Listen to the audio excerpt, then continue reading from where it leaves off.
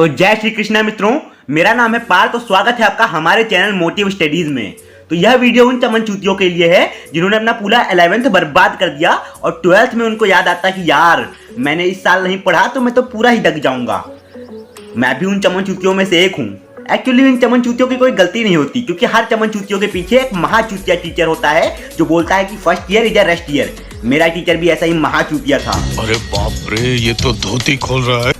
खैर उसके बारे में कभी और बताऊंगा। अभी हम स्टार्ट करते हैं अपना केमिस्ट्री का फर्स्ट लेसन, ठोस अवस्था। तो स्टार्ट करने से पहले सब हम लोग जय माँ सरस्वती का नाम लेते हैं। सब लोग कमेंट बॉक्स में भी लिख दो जय माँ सरस्वती। एकदम कॉपी में भी अपना लिखना चाहो तो लिख सकते हो और अपने कमेंट बॉक्स में भी आप लिख सकते हो जय माँ सरस्वती। तो हमारे चैनल का नाम है, हमारे चैप्टर का नाम है ठोस अवस्था। इसकी स्टडी हम लोग इस बार करेंगे, ठोस अवस्था। तो ठोस अवस्था के बारे में आप सभी लोग जानते हैं कि ठोस अवस्था एक प्रकार का पदार्थ होता है। अब आप कहेंगे पदार्थ क्या होता है, तो आधे से ज्यादा लोग जानते होंगे कि पदार्थ होता क्या है। वह वस्तु जो स्वयं, जिसका स्वयं का द्रव्यमान होता है और वह एक स्थान घेरती है, उसे पदार्थ कहते हैं। क्या? वह वस्तु जिसका स्वयं का एक द्रव्यमान होता है और वह स्थान घेरती है, उसे पदार्थ कहते हैं। वह वस्तु जिसका स्वयं का द्रव्यमान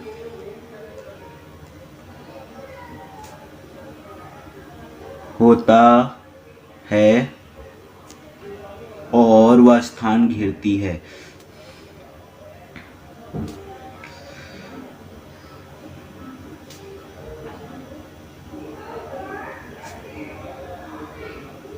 उसे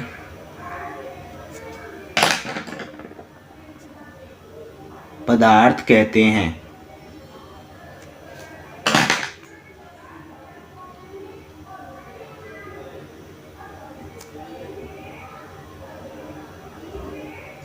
अब आपके ध्यान में आ रहा होगा कि पदार्थ कितने प्रकार का होता है असल में। तो पदार्थ की अवस्थाएं जो होती हैं ये कितने प्रकार की होती हैं। तो पदार्थ की अवस्थाएं मुख्यतः 4 प्रकार की होती हैं। मुझे पता है आप लोगों ने पढ़ा होगा 3 प्रकार का, सॉलिड, लिक्विड एंड गैस, लेकिन असल में वो 4 प्रकार की होती हैं। 4 प्रकार की होती हैं। पहला होता है ठोस अवस्था,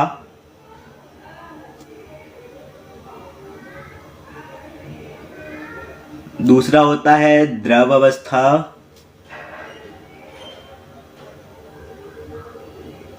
तीसरा होता है गैस अवस्था,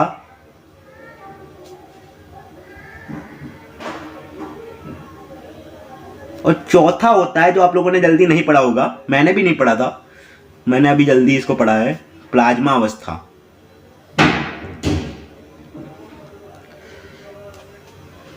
तो ये ठोस अवस्था, द्रव अवस्था, गैस अवस्था, प्लाज्मा अवस्था, ये क्या होती हैं? तो जो ठोस अवस्था होता है जिसमें अणु होते हैं, इनके बीच की दूरी न्यूनतम होती है। एकदम चिपके चिपके होते हैं, एकदम देख रहे हैं ना आप, इसी तरह से एकदम चिपके चिपके होते हैं। ये चिपके चिपके क्यों होते हैं? ये चिपके चिपके क्यों होते हैं? क्योंकि इनके जो बीच में, इनके बीच में जो आकर्षण बल होता है, आणविक का अंतर में आणविक आकर्षण बल जो होता है ये बहुत ही प्रबल होता है। ठीक है। अब गैस अवस्था में जब इसको गर्म, मतलब ठोस अवस्था को जब गर्म किया जाता है तो वो द्रव अवस्था में पहुंचता है। द्रव अवस्था में ये जो इनके बीच की दूरी होती है गर्म करने के लिए थोड़ी थोड़ी दूर दूर हो जाती है, तब ये द्रव अवस्था बन जाता है। उसके बाद जब गैस अवस्था के लिए इसको और गर्म किया जाता है तो ये गैस अवस्था में ये और दूर दूर हो जाते हैं, तभी गैस अवस्था होता है।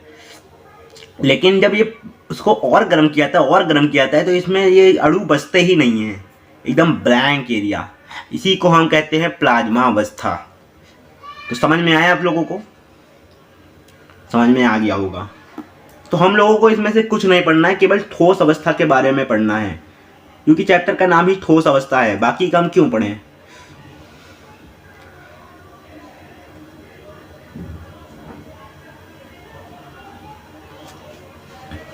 तो ठोस अवस्था क्या होती है?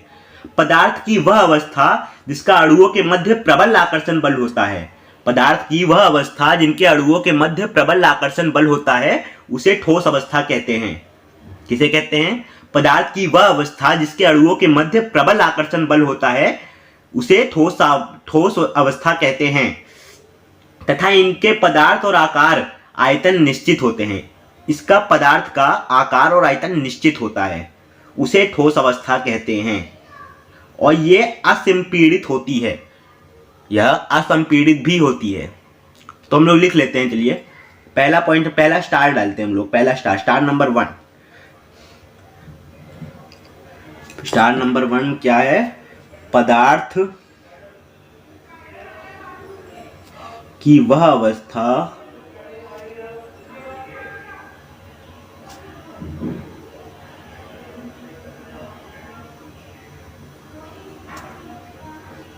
जिनमें अणुओं के मध्य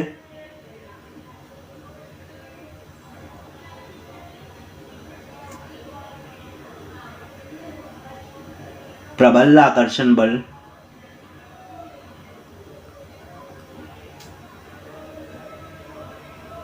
हो उसे ठोस अवस्था कहते हैं।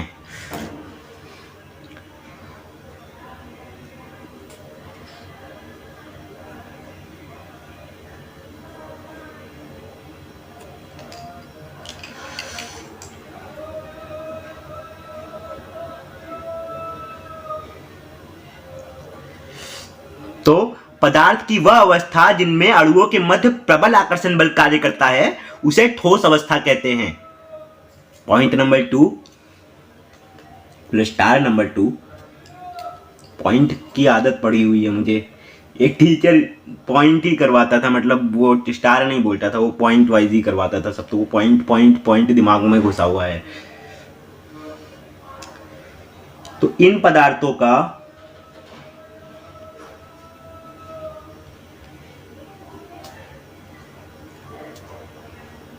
आकार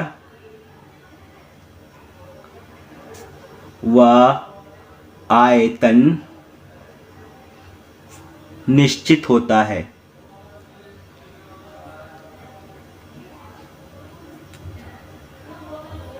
इन पदार्थों का आकार व आयतन निश्चित होता है। आप एग्जांपल में एक बोतल को ही देख लीजिए। बोतल अगर 1 लीटर की है तो उसका आयतन 1 लीटर ही होगा, और जितनी बड़ी वो बोतल होगी, अगर 10 सेंटीमीटर की है या फिर 15 सेंटीमीटर की है तो 15 सेंटीमीटर की ही होगी। वह एक निश्चित आयतन है। जबकि द्रव्य में क्या होता है कि क्या नाम है, उसका आयतन तो निश्चित होता है लेकिन आकार निश्चित नहीं होता है। अगर 1 लीटर पानी है तो वो 1 लीटर ही पानी रहेगा, लेकिन अगर उसको जिस चीज में ढालोगे वो उस आकार का बन जाएगा। जैसे उसको कटोरी में रखते हो तो कटोरी का बन जाएगा, ग्लास में रखते हो तो ग्लास का बन जाएगा, बोतल में रखते हो तो बोतल का बन जाएगा। लेकिन ठोसों में ऐसा नहीं होता है। इनका आकार भी निश्चित होता है और आयतन भी निश्चित होता है। तो वह पदार्थ जिनका आकार व आयतन निश्चित होता है उसे ठोस अवस्था कहते हैं। अब लास्ट पॉइंट इसका लिखते हैं, लास्ट स्टार।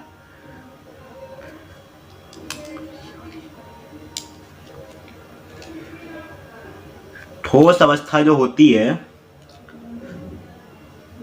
ठोस अवस्था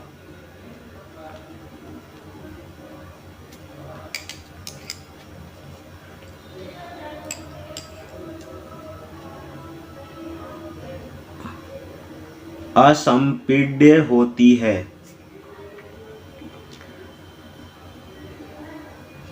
ठोस अवस्था संपीड्य होती है। अब ठोस अवस्था को आप दबा तो नहीं सकते ना।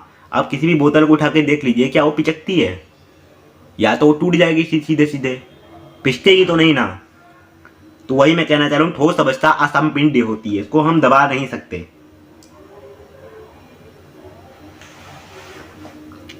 अब हम चलते हैं ठोसों के वर्गीकरण के ओर।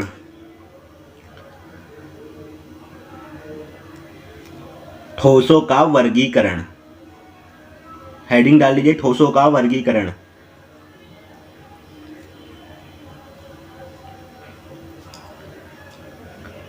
तो ठोसों का जो वर्गीकरण होता है वो अवयवी कणों के अव्यवस्था के आधार पर होता है। तो अवयवी कण जो होते हैं उनके बीच के जो कर्ण होते हैं, ये सब अंतराणविक कर्ण, ये सब जो अवयवी कर्ण होते कहा जाता है इन्हें। तो अवयवी कणों की व्यवस्था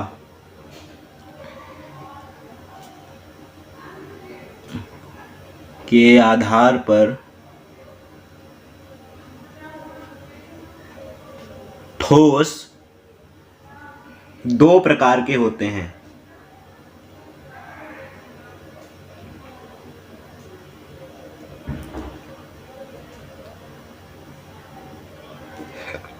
अवयवी कणों की व्यवस्था के आधार पर ठोस दो प्रकार के होते हैं।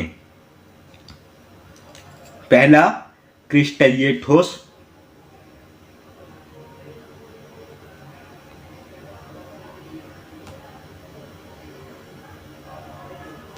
दूसरा अक्रिस्टलीय ठोस।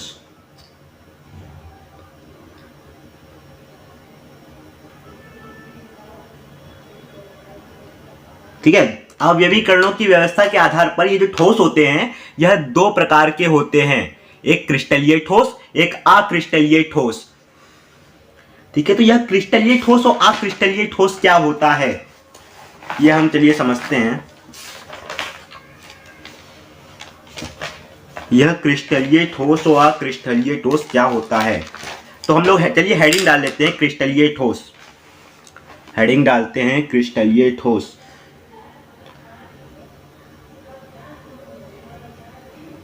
क्रिस्टलीय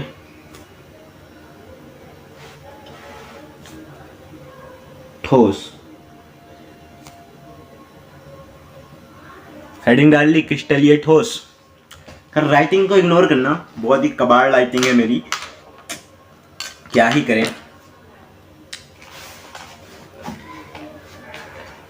तो क्रिस्टलीय ठोस क्या होता है, तो जो अवयवी कण होते हैं क्रिस्टलीय ठोस में, अवयवी कणों के आधार पर ही ठोसों का वर्गीकरण होता है, हम सबको पता है।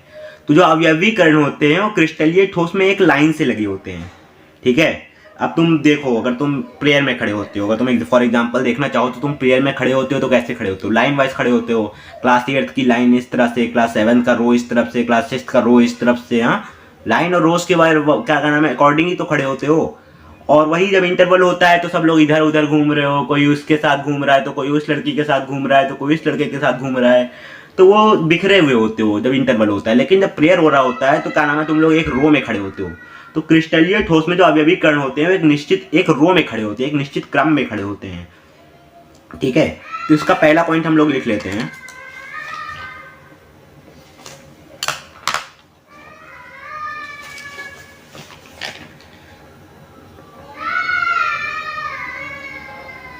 क्रिस्टलीय ठोस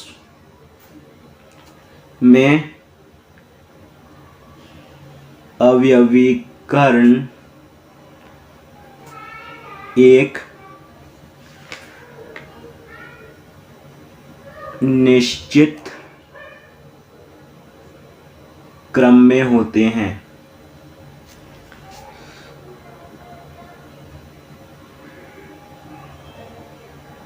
ठीक है, क्रिस्टलीय ठोस में अवयवी कण एक निश्चित क्रम में होते हैं। अब तुम लोग खुद ही देख लो। हाँ, अगर तुम क्या नाम है, अगर तुम कोई भी चीज, अगर तुम्हारी मान लो एक अलमारी है, तुम अपने अलमारी में बुक्स रखते हो, तो उन बुक्स को अगर तुम बिखेर के रखते हो इधर उधर जैसे मर्जी हो वैसे पड़ी है, तो उस अलमारी में कितनी बुक्स आ जाएंगी, बहुत कम बुक्स आएंगी। जबकि उसी मुकाबले तुम अपने बुक्स को line wise row wise set करके एकदम अच्छे तरीके से एकदम व्यवस्था में रखते हो, तो उस अलमारी में कई सारी बुक्स आ सकती हैं। ठीक है, तो नेक्स्ट पॉइंट हमारा इसी बारे में है कि जब ये व्यवस्था में होते हैं, एक निश्चित क्रम में होते हैं, तो क्या नाम है, तब इनके अंदर क्या नाम है, कई अवयवी कण आ सकते हैं। तो इसको हम लिख सकते हैं यह दीर्घ परासी होते हैं, यह दीर्घ परासी होते हैं। समझ में आया, यह दीर्घ परासी होते हैं। अब तुम एग्जाम्पल में लिख सकते हो, फॉर एग्जाम्पल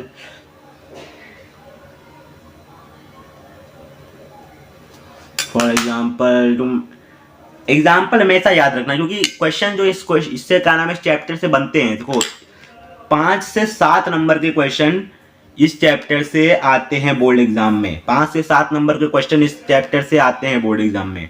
और जो क्वेश्चन बनेंगे वो कभी तुमसे डिफिनेशन नहीं पूछेगा, तुमसे पूछेगा एग्जाम्पल्स के अकॉर्डिंग, तुमसे एमसीक्यूज पूछेगा। जैसे कि NaCl कौन सा ठोस है, ये कौन सा ठोस है, वो कौन सा ठोस है। हाँ, तो तुमसे हमेशा क्या नाम है एमसीक्यूज पूछेगा, इसलिए एग्जाम्पल हमेशा ध्यान में रखा करो।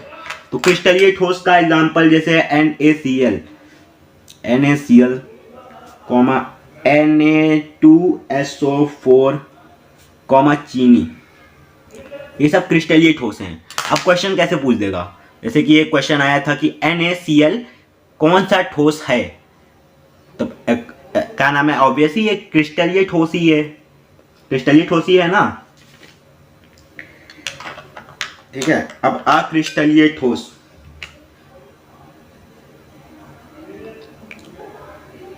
ये चैप्टर खत्म हो जाएगा तब हम एक क्वेश्चन, एक क्या नाम है एक वीडियो लाएंगे जिसमें क्या नाम है बताया जाएगा कि क्या नाम है इंपॉर्टेंट क्वेश्चन जो बोर्ड में पूछे जा चुके हैं उनके बारे में क्या नाम है उस वीडियो में पूरा होगा। कुछ 100 या 150 क्वेश्चन हम लोग लेके आएंगे जो इंपॉर्टेंट होंगे इसी चैप्टर के, जब चैप्टर खत्म हो जाएगा। तो चलिए फिलहाल अक्रिस्टलीय ठोस क्या होता है,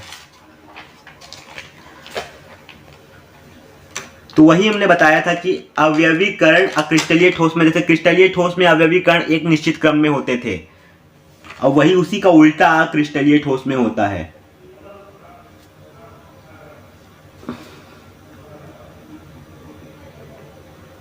अक्रिस्टलीय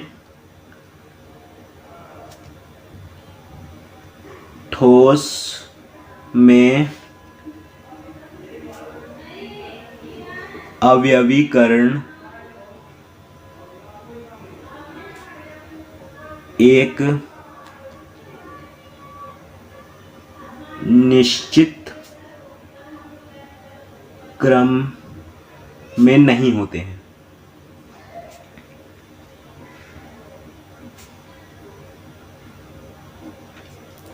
ठीक है, अक्रिस्टलीय ठोस में जो अवयवीकरण होते हैं वह एक निश्चित क्रम में नहीं होते हैं, मतलब वो बिखेरे हुए पड़े रहते हैं, इधर उधर कहीं भी फेंक दिए जाते हैं। हाँ, जैसे कि हम देखो एग्जांपल में एक ठो चित्र बनाते हैं, ये देखिए इसमें हम सर्किल बनाते हैं कि ये सर्किल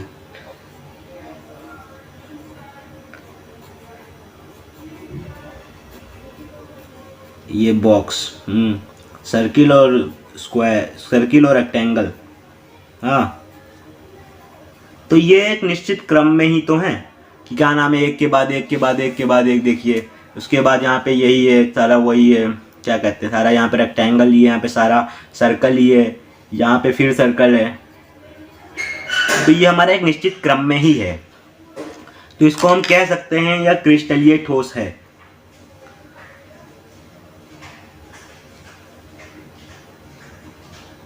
और उधर ही हम एक और बॉक्स बनाते हैं जिसमें ऐसे ऐसे ऐसे ऐसे ऐसे ऐसे कहीं भी कुछ भी पड़ा हुआ है, तो हमें पता है यह क्रिस्टलीय ठोस क्या नाम है, ये क्या नाम है एक क्रम में नहीं है, इस वजह से यह क्रिस्टलीय ठोस ही होगा।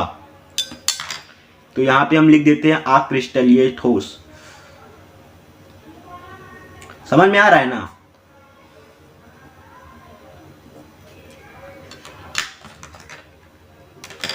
तो क्योंकि हमने बताया था कि अगर हमने एक निश्चित क्रम में रखता है तो उसमें कई सारी चीजें आ सकती हैं। तुम देख सकते हो कि इसमें बहुत ज्यादा सर्किल और रेक्टेंगल की मात्राएं हैं, जबकि इसमें कुछ ही हैं। तो यह दीर्घपरासी होते हैं क्रिस्टलीय ठोस, और अक्रिस्टलीय ठोस जो होते हैं यह लघुपरासी होते हैं, क्योंकि इसमें ये बिखरे होने के कारण इनमें ज्यादा चीजें नहीं आ सकती हैं। यह लघु परासी होते हैं।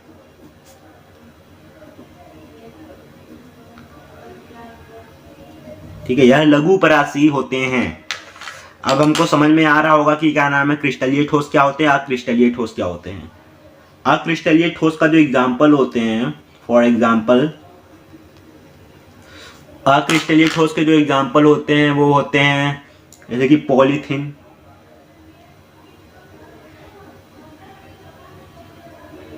बहुलक, रबड़ और कांच। ठीक है, ये क्या नाम है, अक्रिस्टलीय ठोस के एग्जाम्पल है। आपसे क्वेश्चन पूछ सकता है कि पॉलीथीन कौन सा ठोस है। ऑप्शन ए क्रिस्टलीय ठोस, ऑप्शन 2 आयनिक ठोस, ऑप्शन 3 क्या नाम है धात्विक ठोस, ऑप्शन 4 अक्रिस्टलीय ठोस। तो आप कौन सा चूज करेंगे? ऑब्वियसली अक्रिस्टलीय ठोस ही होगा ये। इसमें जो ये होता है कांच, ये बहुत इंपॉर्टेंट होता है। कांच जो होता है ये, इसको हम अतिशीतित द्रव भी कहते हैं। अतिशीतित द्रव भी कहते हैं या फिर छद्म ठोस भी कहते हैं। ये हमेशा याद रखिएगा। अब कुछ लोग, ये क्वेश्चन आया था यूपी बोर्ड से, 2018 का यूपी बोर्ड था, मुझे वो नहीं याद है क्या कहते हैं उसको, मंडल, कौन से मंडल से आया था, पेपर नंबर मुझे नहीं याद है, लेकिन 2018 का क्वेश्चन था कि कांच को हम छद्म ठोस ही क्यों कहते हैं। कांच को हम छद्म ठोस भी क्यों कहते हैं? क्योंकि वो ठोस नहीं होता है। कांच जो होता है वो ठोस की तरह आभास करता है, लेकिन वो ठोस होता नहीं है, इसीलिए उसको हम छद्म ठोस कहते हैं। उसको अतिशीतित द्रव भी हम इसीलिए कहते हैं क्योंकि वो ठोस नहीं होता, वो द्रव होता है, वो द्रव भी नहीं होता है, वो क्या नाम है, वो मिड में होता है। अतिशीतित द्रव ठोस और द्रव के मिड में होता है, इसी वजह से हम इसको छद्म ठोस कहते हैं। बहुत लोग ये पॉइंट पढ़ाते ही नहीं है द्वितीय टीचर्स। हर एक पॉइंट को क्या नाम है क्लियरली आप विजिबल करिए। तो उसके बाद जब आप बोर्ड के क्वेश्चंस देखेंगे तो इस चैप्टर के क्वेश्चंस आपको बहुत ही इजीली सॉल्व हो जाएंगे, क्योंकि पॉइंट वाइज जब आप कंटेंट अगर आपको मिलता है ना, कि जो कंटेंट आपको, सारे कंटेंट जो बुक में लिखे हैं सब हम आपको बता रहे हैं, तो क्वेश्चन वहीं से आएंगे, उससे बाहर से नहीं आएंगे। क्वेश्चन जो हम पढ़ा रहे हैं वहीं से आएंगे। तब हम लोग यहाँ तक पहुँच गए हैं। अब हम लोग अंतर कर लेते हैं क्रिस्टलीय ठोस और अक्रिस्टलीय ठोस में अंतर। या अंतर से बहुत ज्यादा क्वेश्चंस बनते हैं।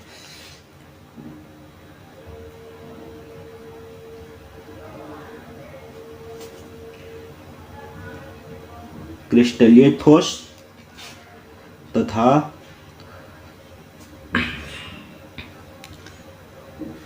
अक्रिस्टलीय ठोस में अंतर।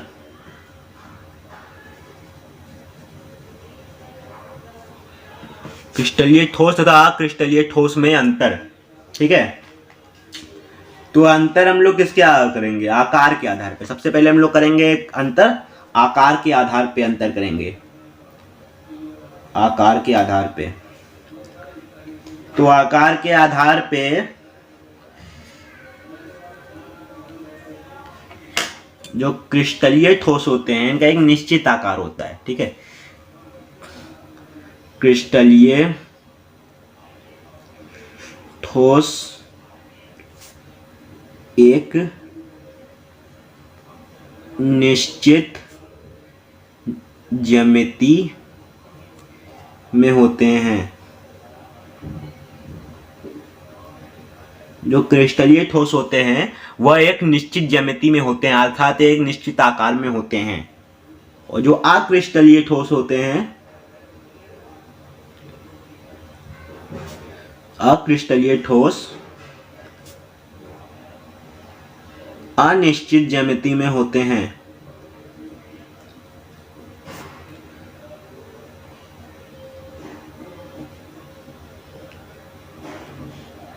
अनिश्चित ज्यामिति में होते हैं। अक्रिस्टलीय ठोस अनिश्चित ज्यामिति में होते हैं। अब देखिए, क्रिस्टलीय ठोस जैसा कि हम देख सकते हैं, कोई क्या नाम है डिब्बा हो गया, लोहा हो गया, ये सब क्रिस्टलीय ठोस हैं। यह एक निश्चित ज्यामिति में होते हैं, इनका आकार एक निश्चित होता है। जबकि अक्रिस्टलीय ठोस अनिश्चित ज्यामिति में होते हैं। अगर आप पॉलीथीन को देखिए तो पॉलीथीन को आप खींचते जाइए वो फैलता जाएगा, इसका आकार बढ़ रहा है ना। और उसके बाद उसको हम गला देंगे, आग में गला देंगे तो गल के छोटा भी हो जाएगा। तो इनका आकार जो होता है अनिश्चित ही होता है। तो क्रिस्टलीय ठोस हमेशा एक निश्चित ज्यामिति में होते हैं और अक्रिस्टलीय ठोस हमेशा अनिश्चित ज्यामिति में होते हैं। समझ में आया? अब दूसरा है गलनांक।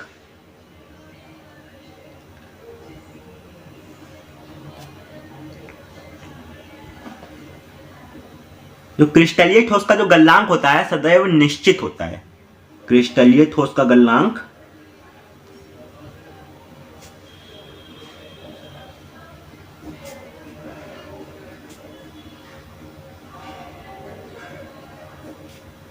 निश्चित होता है।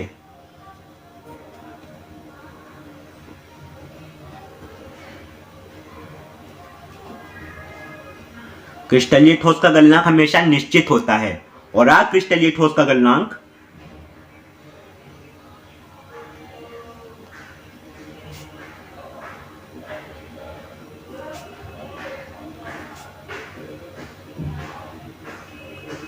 हमेशा अनिश्चित होता है।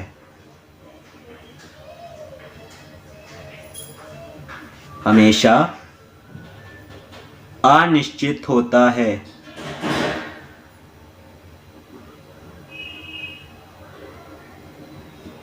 तो क्रिस्टलीय ठोस का गलनांक निश्चित होता है, सदैव निश्चित होता है, और अक्रिस्टलीय ठोस का गलनांक सदैव अनिश्चित होता है। यह पॉइंट क्लियर हो गया। तीसरा पॉइंट है विदलन गुण। अरे पढ़ते पढ़ते तो तीसरा पॉइंट है विदलन गुण।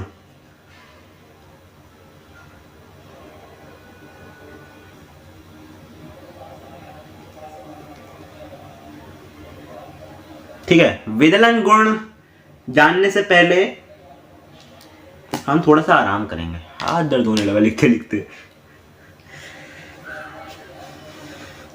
ठीक है, विदलन गुण। विदलन गुण क्या होता है? अगर हम चाकू से किसी भी ठोस को काटते हैं, हाँ, अगर हम चाकू से क्रिस्टलीय ठोस को काटते हैं,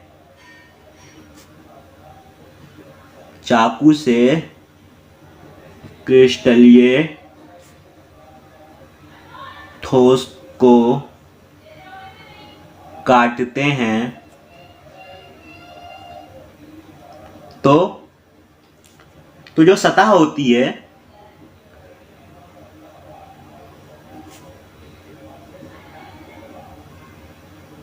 वह सपाट होती है।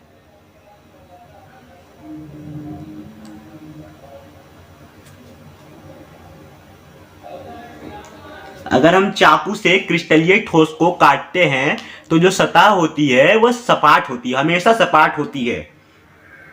वही हम चाकू से अक्रिस्टलीय ठोस को काटेंगे तो देखते हैं क्या होता है। हाँ, चाकू से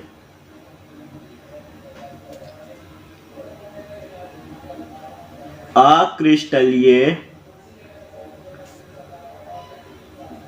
ठोस को काटते हैं तो जो सतह होती है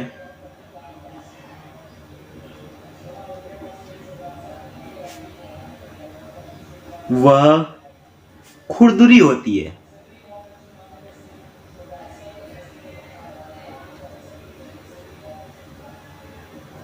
चाकू से आप क्रिस्टलीय ठोस को काटते हैं तो जो सतह होती है वह खुरदुरी होती है। अब यही हम देखते हैं, अगर दोनों में अंतर यह है, विदलन गुण के आधार पर दोनों में यह अंतर है कि चाकू से जब हम क्रिस्टलीय ठोस को जब काटते हैं तो उसकी सतह सपाट होती है, वही हम अगर अक्रिस्टलीय ठोस को काटेंगे तो उनकी सतह खुरदुरी होगी। तो यही अंतर है विदलन गुण के आधार पर। चौथा पॉइंट लिखते हैं। चौथा पॉइंट डालिए आप लोग, गलन ऊष्मा। ऊपर गलनांक लिखा था, ये गलन ऊष्मा है, दोनों को एक ही मत समझ लेना, गलन ऊष्मा। वैसे दोनों मतलब काफी हद तक सेम ही है। जो क्रिस्टलीय ठोस होता है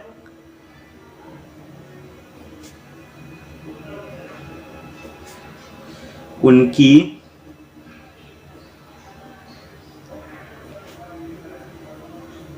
गलन ऊष्मा निश्चित होती है।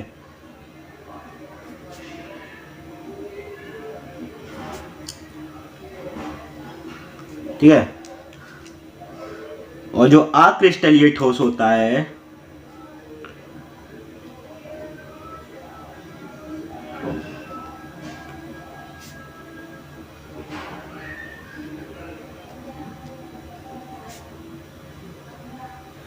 उनकी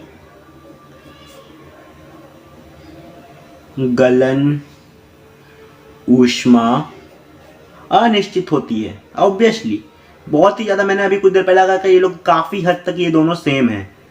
गलन ऊष्मा और गलनांक काफ़ी हद तक सेम है। क्यों कहा था? क्योंकि देखिए क्रिस्टलीय ठोस का जो गलनांक होता है वो भी निश्चित होता है और क्रिस्टलीय ठोस का गलनांक हमेशा अनिश्चित होता है। इधर भी सेम चीज है, क्रिस्टलीय ठोस की गलन ऊष्मा सदैव निश्चित होती है और क्रिस्टलीय ठोस की गलन ऊष्मा सदैव अनिश्चित होती है। देख नहीं रहा होगा आप लोगों को। क्रिस्टलीय ठोस की गलन ऊष्मा सदैव निश्चित होती है और क्रिस्टलीय ठोस जो होता है उनकी गलन ऊष्मा हमेशा अनिश्चित होती है। ठीक है। अब 5वां पॉइंट डाल दिया आप लोग, प्रकृति। प्रकृति इसको बहुत लोग री पढ़ते हैं। ये जो ये वाली मात्रा है, ये वाली मात्रा, पेंसिल कहाँ गई? ये वाली जो मात्रा होती है प्रकृति, इसको बहुत लोग री पढ़ते हैं। मतलब बहुत लोग क्या, ज्यादातर लोग ही री पढ़ते हैं, लेकिन ये असल में रू होता है। ये जो रा की मात्रा नीचे होती है वो रू की मात्रा होती है। प्रकृति नाम होता है, प्रकृति नहीं होता है। ये संस्कृत लोग बोलते हैं, संस्कृत, लेकिन संस्कृत नहीं होता है। देखो सबसे पहली बात तो ये जो ऊपर अंग की मात्रा है वो ना नहीं होता, वो माँ होता है। संस्कृत, संस्कृत, हम लोग इसको असली उच्चारण जो होता है वो ऐसे होता है संस्कृत, लेकिन लोग इसको मतलब इसका बिगड़ा हुआ जो रूप है वो संस्कृत बोलते हैं वो लोग, संस्कृत। लेकिन असल में संस्कृत रॉन्ग है, संस्कृत राइट है, प्रकृति रॉन्ग है। ठीक से दिखाई नहीं दे रहा होगा। प्रकृति रॉन्ग है और प्रकृति राइट है। ठीक है। तो ये उच्चारण की कुछ चीजें हैं, लोग क्या नाम है गलत ही क्या नाम है पढ़ते चले आओ, गलत ही अपने बच्चों को भी सिखा रहे हैं। अब आप लोग भी बोलोगे क्या संस्कृत का ज्ञान पेल रहा है।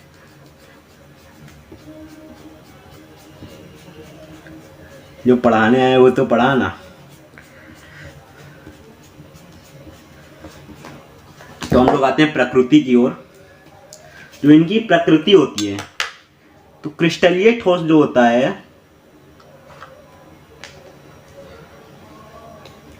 क्रिस्टलीय ठोस एक वास्तविक ठोस होता है।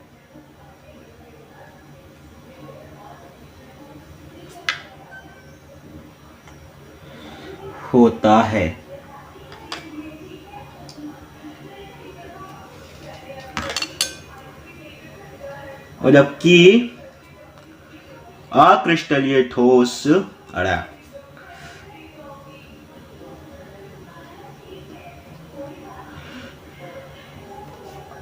अक्रिस्टलीय ठोस अवास्तविक ठोस होता है।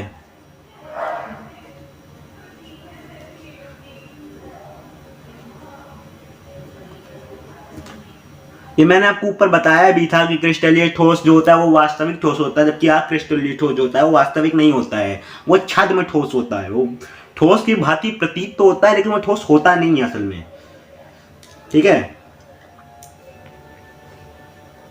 तो क्रिस्टलीय ठोस एक वास्तविक ठोस होता है और अक्रिस्टलीय ठोस अवास्तविक ठोस होता है, अर्थात छद्म ठोस होता है, छद्म ठोस होता है या अतिशीतित द्रव होता है, अतिशीतित द्रव। That's clear. छठा पॉइंट जो होता है हम लोगों का,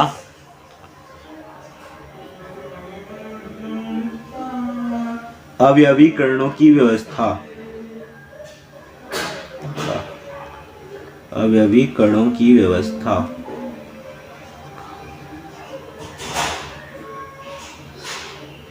तो अवयवीकरणों की व्यवस्था जो होती है वो क्रिस्टलीय ठोस में दीर्घपरासी होती है और अक्रिस्टलीय ठोस में लघुपरासी होती है। हमने आपको पहले ही बता दिया था ये सब चीज। क्रिस्टलीय ठोस में दीर्घपरासी होती है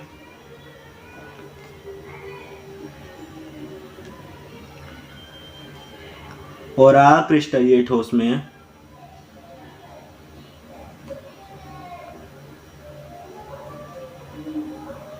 लघु परासी होती है।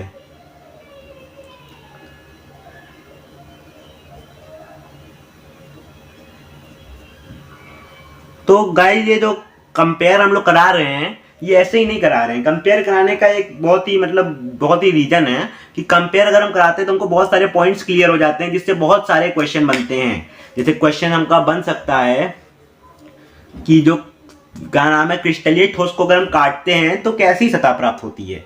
एक ऑप्शन 1 खुरदुरी, ऑप्शन 2 सतह क्या नाम है सपाट, ऑप्शन 3, ऐसे बहुत सारे ऑप्शन बन सकते हैं। तो हम किस पे टिक लगाएंगे? सपाट। क्रिस्टलीय ठोस को काटने पर सपाट ही तो सतह प्राप्त होती है। ऐसे बहुत सारे पॉइंट बन सकते हैं कि क्या नाम है कि गलन ऊष्मा किसकी, अगर गलन ऊष्मा निश्चित है तो वह कौन सा ठोस है। ऑब्वियसली वो क्रिस्टलीय ठोस है। अगर अनिश्चित होता तो वह क्रिस्टलीय ठोस होता। या फिर 1 नंबर का शॉर्ट आंसर क्वेश्चन भी पूछ सकता है कि क्रिस्टलीय ठोस की प्रकृति कैसी होती है। तो क्रिस्टलीय ठोस की प्रकृति हमेशा वास्तविक होती है।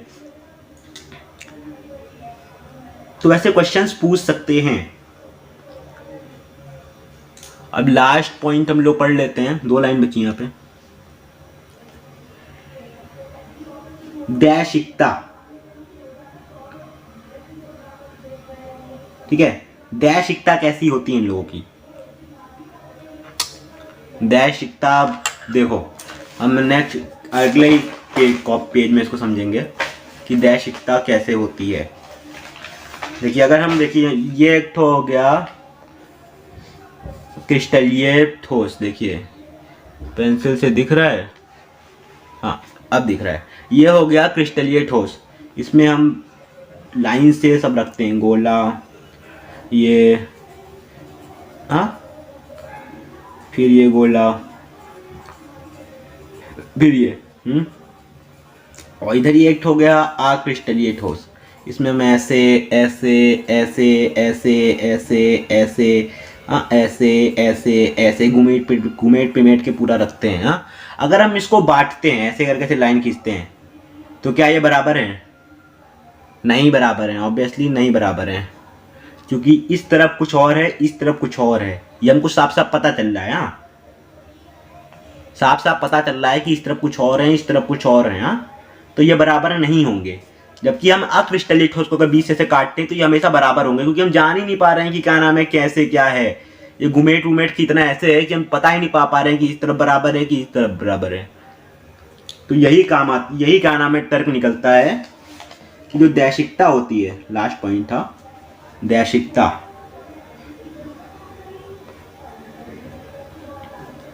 तो जो क्रिस्टलीय ठोस होते हैं, दैशिकता होती है, माफ करिएगा कोई मैसेज आ गया था। तो जो दैशिकता होती है, जो क्रिस्टलीय ठोस होते हैं, क्रिस्टलीय ठोस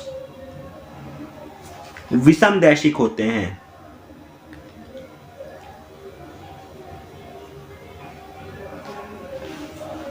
विषम दैशिक होते हैं। राइटिंग इग्नोर करना, क्योंकि राइटिंग बहुत ही ज्यादा घटिया है हमारी। और अक्रिस्टलीय जो ठोस होते हैं, अक्रिस्टलीय ठोस वो समदैशिक होते हैं।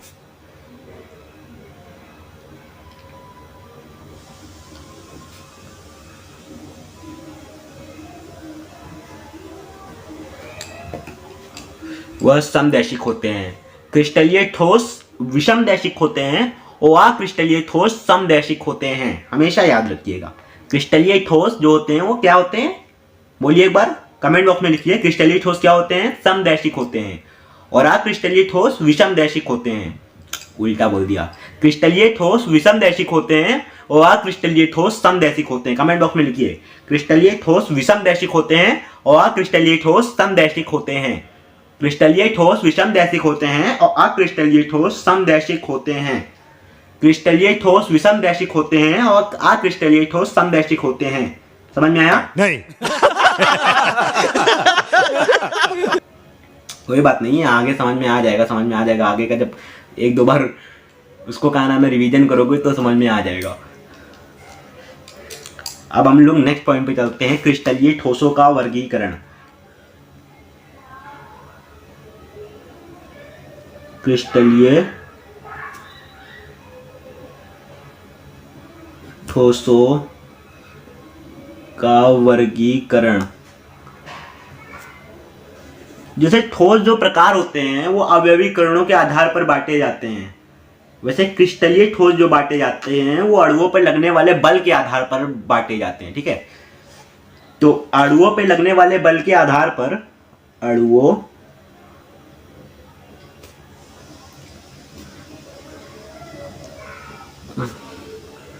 पर लगने वाले बल के आधार पर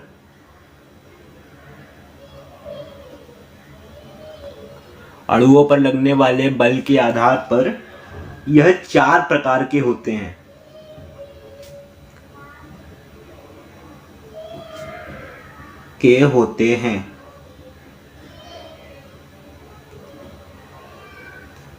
अणुओं पर लगने वाले बल के आधार पर क्रिस्टलीय ठोस 4 प्रकार के होते हैं।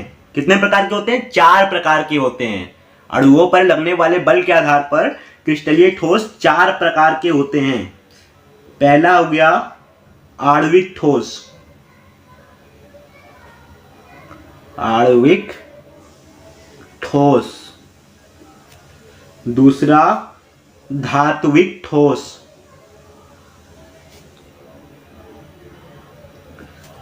तीसरा आयनिक ठोस,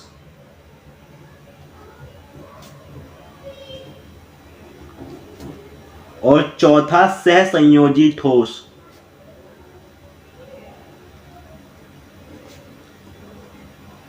ठीक है,